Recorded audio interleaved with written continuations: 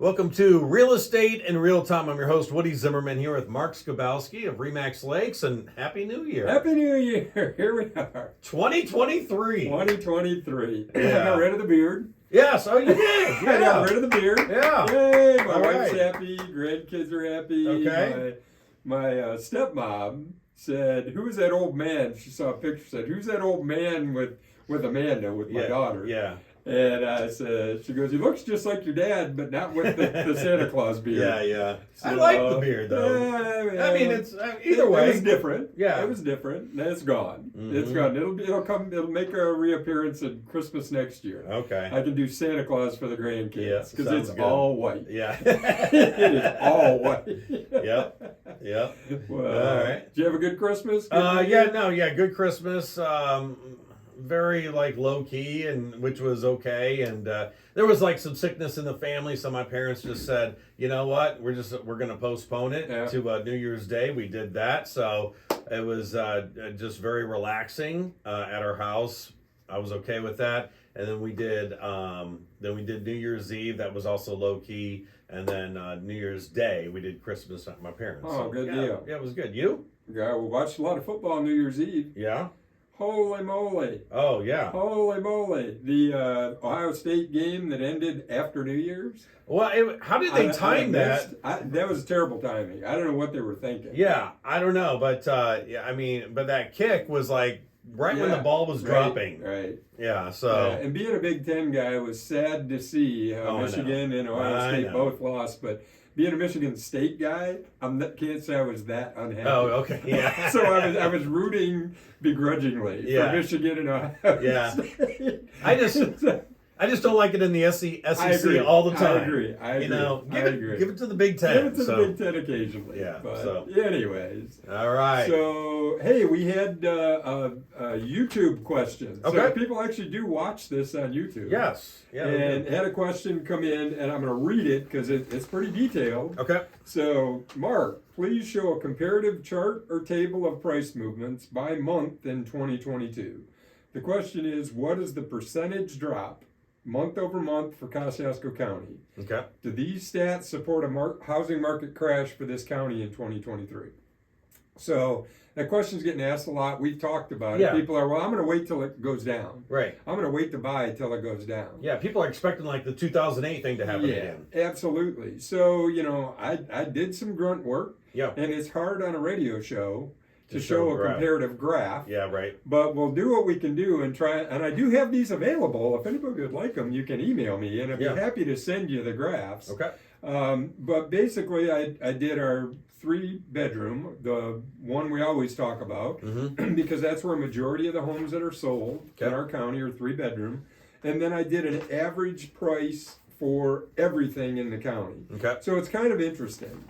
So for the month of January, and again, this is comparing month to month. So comparing January of 22 to December of 21, the homes were up 17%, average price. Next month, February compared to January of 22, up 2.8%. March, down 17.9%. April, up 36%. Are you getting that? Yeah, getting the trend here? There isn't one. Yeah, it's inconsistent. It's very inconsistent. So and that's the 3-bedroom. So I thought, well, maybe it'll be different if I'm doing a larger sample size, and that's what I think this is coming from. Because by month, we really don't close that many properties in a given month. Right. So if you close 150. And you have 3 or 4 really big value homes, the average price is going to be skewed. Yeah. So here is all homes in Kosciuszko County. January, 2.5% up over December of 21. Okay. February, up 40%. February compared to January. March, down 30%. Yeah, but you're going to be down because you had a couple of big ones. You had a couple of big ones, absolutely. Yeah. And it levels out. So basically, near the end of the year, because this is where we're trying to predict 2023, September, October, and December were all decreases in home prices. So the average price went down 6% in September, 10% in October, 10% in November, but then ticked back up in December by 2.5%. Okay. So what does that mean? Prices are beginning to come down, beginning to level off as we expected. Right. When interest rates rose, we expected them to start to level off. They've actually decreased some in order to get them sold, and that's, again, it's normal market fluctuation. It's starting to happen. But to answer Jim's question, that's the guy who asked this question, it's consistently inconsistent. So I don't think we can read into that we're going to see a crash in 2023. I don't think the data tells us that, but I think we're going to see a leveling off of prices. If not some more decrease, slight decline, and I think the number of transactions is going to stay the same, maybe a slight increase year over year because there's more people, there's more of this, that, and the other thing. But I don't think this is going to be a year of flux. I don't think we're going to be really highs, really lows. I think we're going to start to level off and hopefully get a return to more normal, which, a couple of weeks ago we did a show about, what are the average for the year? And the average prices for the year, was about a 6% price increase, and we're more normal. We're back to normal. Back to more of a normal thing. Well, the thing is that I don't think there's going to be a crash because of everything you said, but also demand is still high. Demand is screaming. Demand is really high. So, and after the break, we'll talk about 2022, the year in review. We'll go over some more stats for the whole year. All right, sounds good. You're listening to Real Estate in Real Time. And welcome back. You're listening to Real Estate in Real Time. I'm your host, Woody Zimmerman, here with Mark Skabowski of Remax Lakes. And time now for our 2022 year in review. Oh, my word. What a year. What a ride. Yes, it has been. So, to start 2022, interest rates were still decent. When I say decent, they were still in that 4% range, but they were starting to rise. There was still that, hey, is inflation going to be transitory or is it going to be sticking around?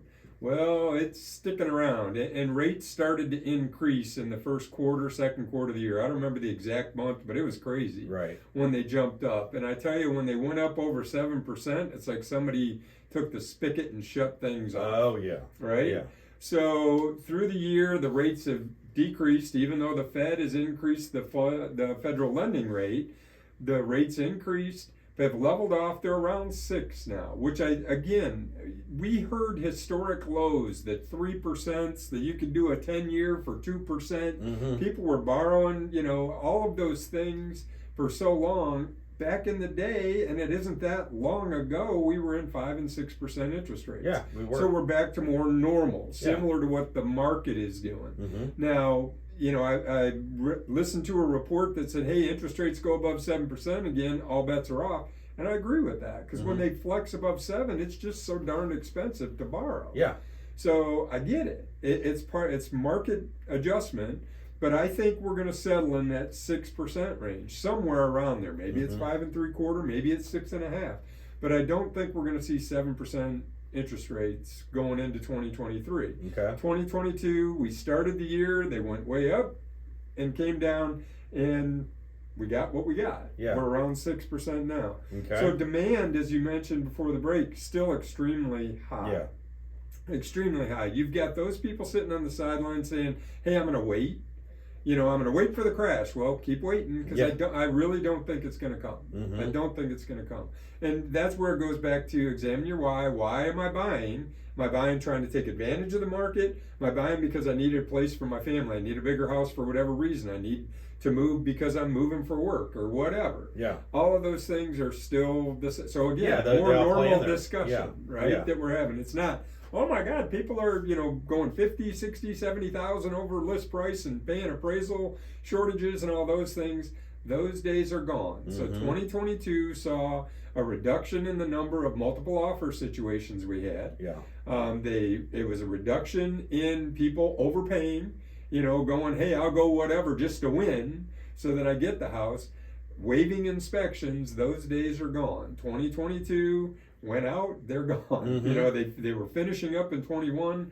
2022 was slamming the door on them. So we're back to seeing, offers where you can get in, you can offer at or around list price. We're still not going crazy, and I'll get to the stats here in a minute. Okay. We're still not where, hey, you can be 10% off Grandpa's Day. Yeah. Right? Start 10% off and you'll get it. Yeah.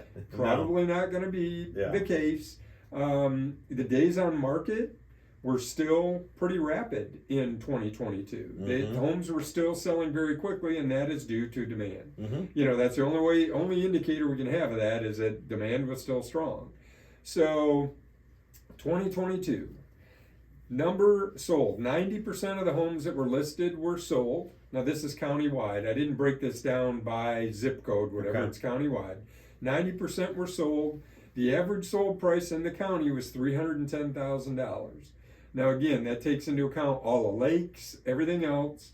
So for standard residential, that's going to be lower than that. I would say it's in the, 260, 250 range. First time homes are 210, 220, which is terrible. When we used to be, it was 120. Oh yeah. For when I say a first time home, a 3-bedroom, 1,400 square foot ranch, maybe in a basement if you were lucky. Yeah. They're in the 220, 230 range. Yeah. So kind of scary to be a first time home buyer, but the fact is, if you're throwing money away on rent, what do you do? Yeah. So the sale to list price, the average list to sale for the county was 98.56%. So it's right there. It's still not 10% off, 1.5% off of the list price. Okay. So and days on market, 26 days. That's still amazing. Amazing. 3-bedroom home. Average list price $265. Average sold $264. 99.34% of list price. So less than 1% off. And average days on market 25 days. Yeah. So for those that think there's a crash coming, now again, this is backwards looking. I just don't see it. I just don't see it. There is still not a lot of inventory. As of today, there's a whole 80 houses available in the whole county that are currently active and available for sale. Yeah. There's only 80. Now that's lake listings, residential, everything else. I can tell you there's a lot more people out looking than 80 homes. Yeah. So bottom line, 2022 kind of went out with a whimper. 2023 is, I know we're early into it, is starting out in a more normal year. And that's what I would expect to see in 2023. Yeah, and so we get through these first couple of months of the year, and then normally March is when March to September, October, it's like a sine wave. You can see people want to get their houses listed, March, they ride up through the summer into October, and then it starts to tail off into the holiday season. Yeah. Okay. All right. Well, very good. Well, thank you for this information. This is very good information. If this stays strong, auto stays strong, everything else follows along. Yes, absolutely. Stays strong. Yeah. All right, Mark, your contact information? Sure. The website's lakes-realtors.com. Phone number is 574-834-1233. Check us out on YouTube. I do listen to, and I'll answer anything that you send there. Be happy to answer it. All right, very good. You've been listening to Real Estate in Real Time. Have yourself a wonderful weekend.